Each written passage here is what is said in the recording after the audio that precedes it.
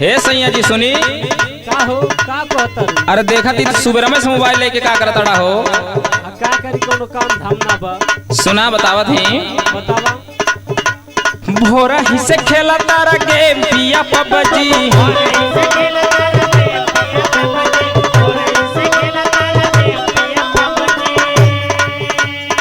भोरा ही से खेला तारा गेम पिया पबजी भोरा ही से खेला तारा गेम पिया पबजी अरे ले ऐता जाई के कनकापुर से सब्जी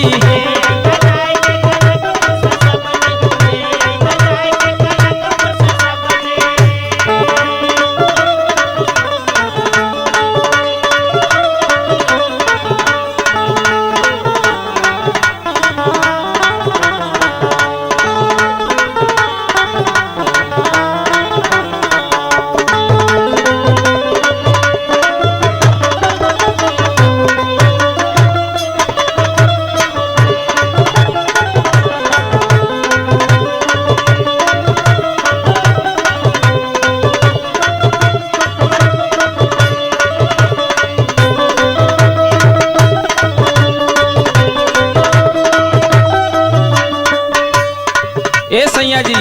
देखा हमके टाइम होम ना बा ठीक बा नो ठीक लेकिन सुना बजा ये का करी हा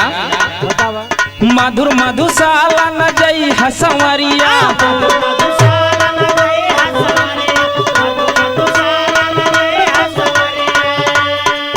जई हा झूम के न घूमी हा बजरिया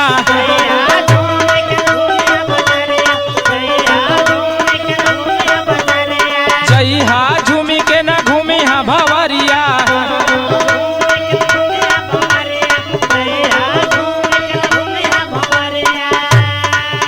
अंगार भरी बतिया बोली हा न लबजी अंगार भरी बतिया बोली हा न लबजी भोरा ही से खेल तारा गे पिया पबजी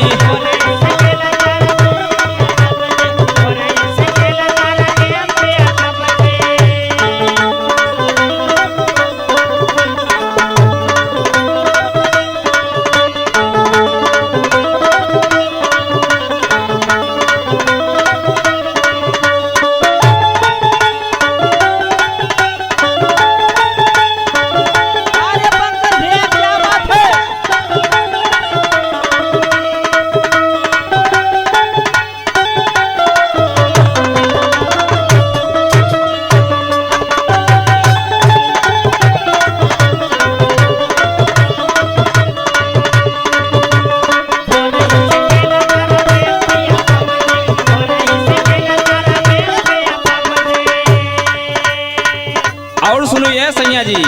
अरे सुनाओ सुनाओ हमारे टाइम ना बा जल्दी सुनाओ सुनी के बतिया न भूली हा तू हीरा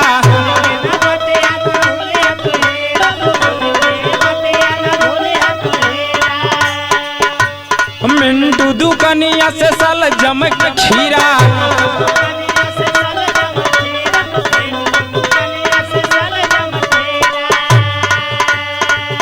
और सुना सुनाओ सुनाओ लइहना बैगन वाला में बड़ा कबजी लइहना बैगन वाला में बड़ा कबजी भोरा ही से खेला तारा गेम पिया पबजी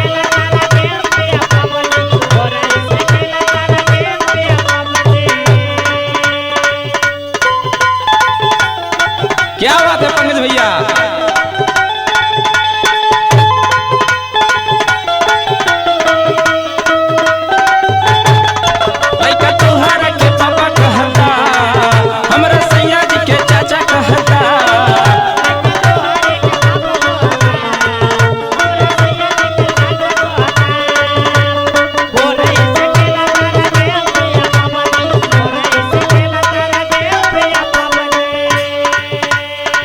ए सैया जी अरे सुनाओ ना सुना है मेन चीज भूलिया मत बता थी कौन चीज हो पालक आलू अदरक धनिया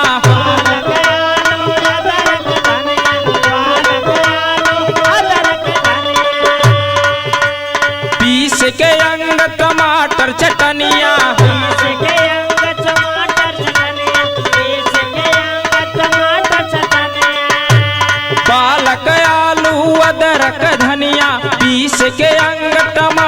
चटनिया आज दीपा पकड़ रखी नारी के नबजी आज दीपा पकड़ रखी नारी के नबजी ले ऐता जाय के कनकपुर से सब्जी